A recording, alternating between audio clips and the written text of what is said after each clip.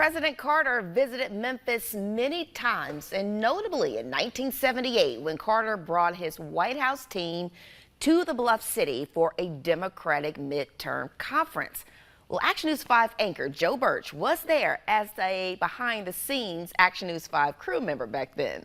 But the anchorman of that era, Mason Granger, had one-on-one access, briefly interviewing the president at the old Holiday Inn in Rivermont. Take a look.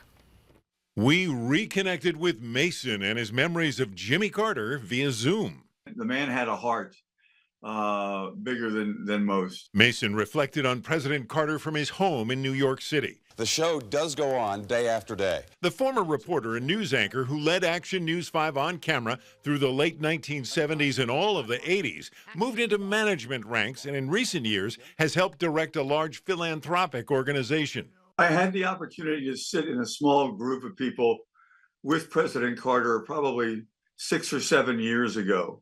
Watch out, guinea worm. Here comes Jimmy Carter. In that session, Mason says he listened to the 39th president's laser focus on eliminating the guinea worm disease that affects poor communities in remote parts of Africa that do not have safe water to drink. Thanks largely to Carter's work, there were only 13 cases last year.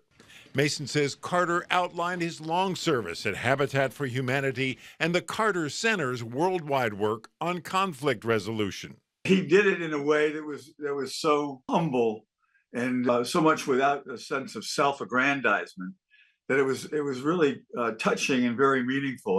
Way back in December 1978, Carter brought the Democratic midterm conference to Memphis. Mason says the president made him feel welcome during a brief one-on-one interview. But he also had a sense of expectation that you were going to live up to the standards and his expectations of you. Joe Birch, WMC Action News 5.